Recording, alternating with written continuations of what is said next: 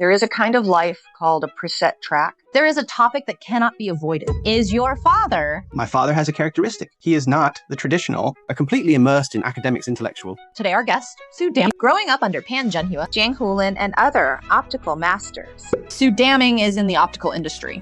What role does Sue Damming play in the industry? Before Sue Damming, a pure upstream technology supplier. Maybe many people don't know. We are the world's largest freeform mold supplier in the world. His father Is known as the first person in ASRIC CNC machining. China is a big country in eyewear, but it is not a strong country in glasses. China's eyewear output may account for 3/4 of the world. He tried to escape, To study astronomy, foreign languages, and teach, trying to do the opposite of his father in every way. In the end, he came back to that world. He finally returned to the world of optics. High-end functional lens technology, in fact, has long been monopolized by foreign giants. How did Sue Damming break through the technical barriers? You can't find any public information to tell you. How they did it? Institutions do not master this industry technology. At first, we use the most primitive method. He is the chairman of Suzhou Mingxi Optics. Yuheomo, is there anything that you will never forget, the most touching or and influence the development of the entire company? If we didn't have the first research result, before the first research result, we directly transferred to the production state of an ordinary. Where is the original intention of our company? From a behind-the-scenes mold giant to independent research and development. From a rebellious teenager to an industry leader. How did he carry his technical heritage to challenge the monopoly of global giants? My moon? Yohad. Here is where the story begins. I'm Liu Jing. We are very honored today. We are honored to invite the chairman of Suzhou Mingxi, Mr. Yuheomo. Let's give him a round of applause. Hello, everyone. I am the chairman of Suzhou Mingxi Optics, Yuheomo. Sue Damming. What role does Suzhou Damming play in the optics industry? Company. Suzhou Division, before, was a pure upstream technology supplier. Maybe many people don't know that. We are the world's largest freeform mold supplier in the world. With the development, the management lenses for myopia, the booming development, we have gradually transformed into a comprehensive product solution provider. Not just technology, but also the promotion of technology and the academic background construction and popular science. In this way, allows our technology can be closer to consumers. There's a topic that can't be avoided.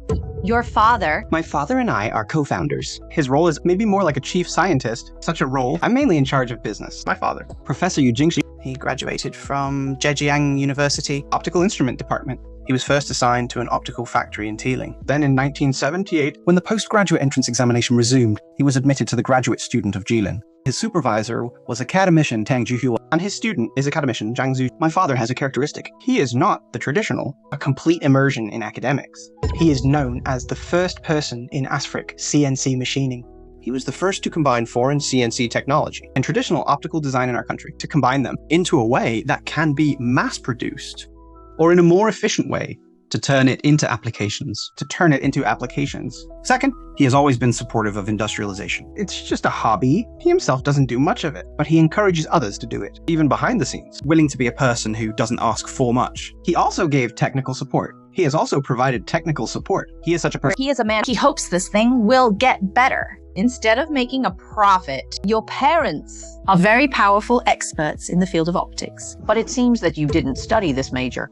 My first university was Nanjing University. Astronomy, later. My interests turned to other fields. So I changed to the liberal arts. My second school was the English department of Jilin University. After grad, I became a teacher at Shanghai University for 3 years. What was the reason that prompted you to enter the field of optics again? It was actually a very coincidental thing. To be honest, my personality is a little rebellious. I didn't want to follow in my parents' footsteps. I always wanted to prove myself. After the first puberty, I seemed to be against my father and everything. For example, he likes playing chess. I liked playing Go instead. He likes playing basketball, and I played volleyball, but I didn't expect that. I took a big turn in the dark. I returned to the preset path. I wanted to be a college teacher. I thought I could have my own hobbies and interests. So I went out to make money. I went to do foreign. And somehow my father said, you can consider coming back to do decoration. I had all kinds of conditions. I came back for no reason. Mr. Yu, what impact did your growing environment? What kind of impact did it have on you? When I was 12, my father said to go to his immediate bosses for dinner. So we went to his house for dinner. This person's name, his name is Zhang Yi. There is a movie named Zhang Yi. When I was in grade 8,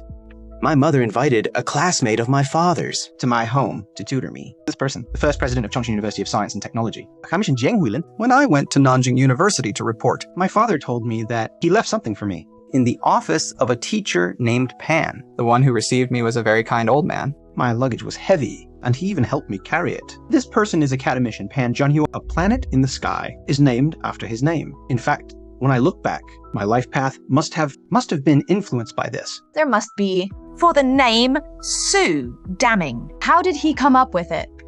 Someone found my father, who was the owner of an optical store. He thought that the Chinese eyewear industry. There were many things. All the technology at that time was imported. After the boss found my father, he met and asked if we could develop it. My father probably understood it and reflected this and reported to the Prefect of Suzhou University, Academician Zhu said, we can consider use some of our department's scientific research to contribute to this industry. The best way was to establish a technical company. The name Su Damming was named by academician Juan Minkwitz, meaning is a bright world. So what do you think? What is the core competitiveness of Su Damming? Full link, independent R&D. When we do something, we must have a premise. For example, the starting point of +1 = 2. This is not something that can be proved. So when we do research, and we must also have a presumption, but whether this assumption is scientific determines your research and developability. Su Damming has already had considerable accuracy of this kind of presupposition. This is a presupposition. You will have to do a series of things. For example, you apply for a patent. After applying for a patent, you need to make samples. After the sample is made,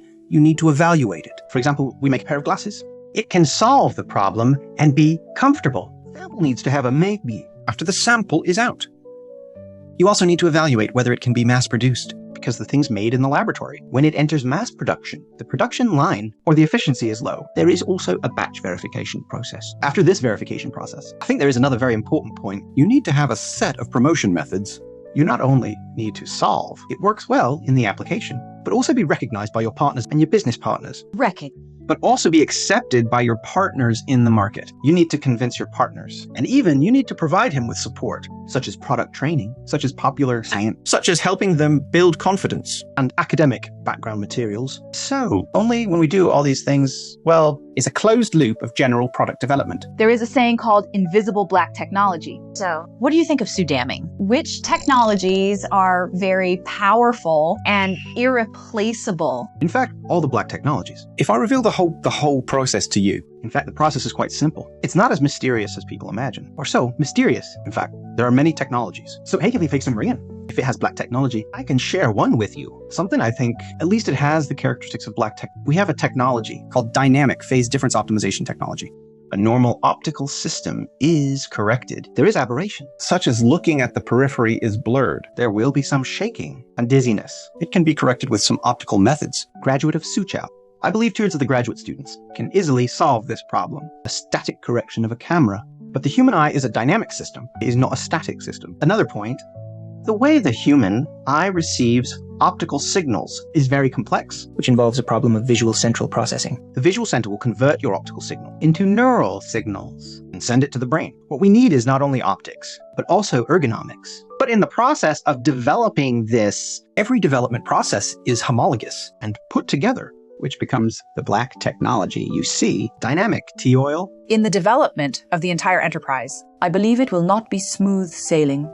Which event in the middle impressed you the most? The most impressive or influenced the development of the entire company? The most impressive thing for me, I had a heated argument with my partner at that time about the business route of Su Ming. The situation at that time, we had difficulties in our R&D. So everyone thought it was possible we could make some ordinary products. We don't have to insist on this research and development. At least at this stage, we should overcome this difficulty and then continue to do research and development. I firmly opposed it. I said it. We didn't get the first research result. Before the first result comes out, we directly switch to the production state of an ordinary entity. Then where is the original intention of our company? Because I withstood the pressure that time, and it turned out that I was right. You give me the feeling of a typical straight man. Suddenly, you went from the lab to the market and then become a product on the shelf. Have you ever experienced the darkest moment? Yes. The most impressive period for me is that being accepted or not. There are 2 reasons. The Chinese eyewear industry at that time, the overall domestic technology, was in a state of serious distrust at once. They thought imported ones were better. The industry, the basic knowledge was relatively weak. So it was difficult for them to distinguish whether it was good or not. It was quite difficult to communicate. For example, a boss, we said our mold was very good and it was better than Korea, which is better than Korea. He would reply with one word, "This sentence will make you despair." I don't know what you're talking about. And it wasn't the first time I met such a customer. I was very frustrated. After suffering so many setbacks, how to keep your original intention and not be led astray by this When doing technology, my positioning was very clear. Technology needs to be industrial. It's not that I have to stick to scientific research, But you should insist on the original business direction you set. So when you encounter some difficulties, you stick to the original development direction. itself is a business idea. High-end functional lens technology has been long monopolized by foreign giants. How did Su Damming break through the technical barriers? Zhangdi Famous Teacher was founded in 2002, and it has been 24 years now. Let's go back to the question we just asked. How did we break through the technical barriers? What does this barrier mean? You can't find any public information to tell you. How they do it? Yes, Whether you check the papers or international companies, they won't tell you these information. They use some commercial hype to cover up their technical background. SE2 genes do master this in tech at first. We used the most clumsy method to do it. We bought their samples. I first made it similar too. There's a continuous accumulation of experience. So we entered the second stage of R&D. We can imitate after learning. We can also understand why they made things in this way. Now I can happily share with you That not only Su Damming and other domestic enterprises have already acquired this ability, the so-called micro-innovation ability. We have been able to make products that are more suitable for the Chinese market. the full-link independent development is completely developed by China itself. Today, I would like to introduce to you the Su Damming that we are proud of. It is a local original retinal peripheral aberration state. I will simply share with you the personalized compensation.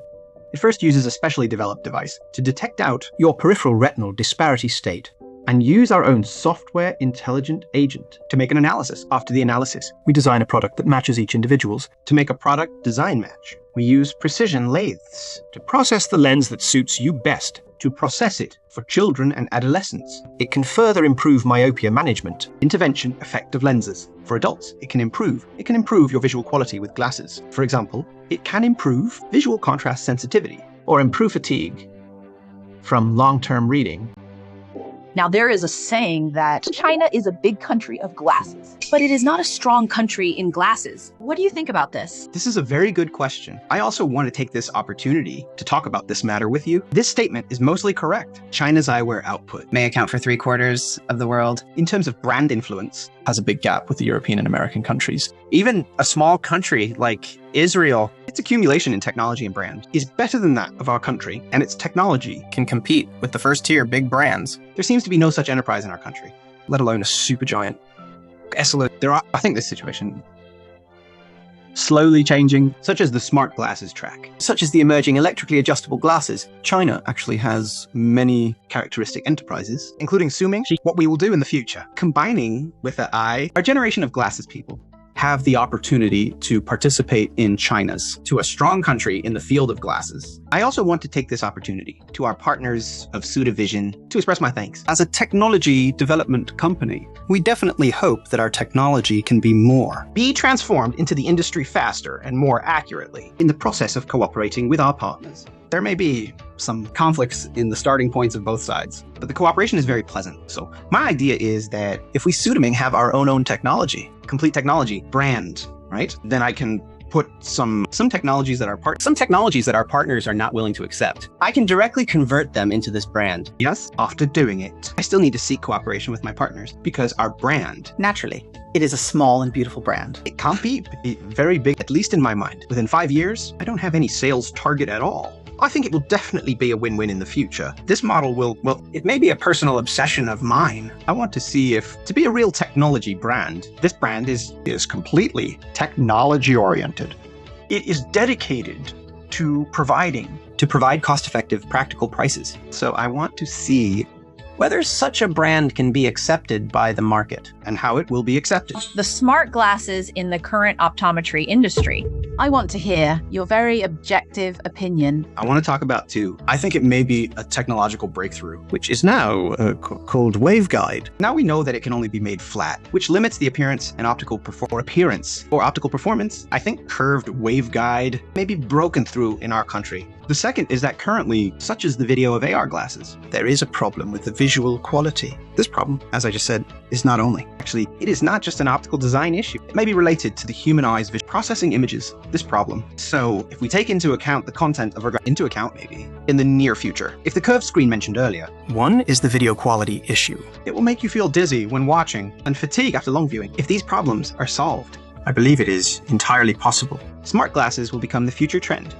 Do you have any plans or highlights that you can reveal? And highlights? In recent years, we mainly focus on the basis of internal skills. We just talked about a key direction. That is, how to overtake in a corner. This question, you'd better not compete with international brands. Channels to compete with international brands. We need a new technological carrier. What we are doing is to combine our products with AI and big data.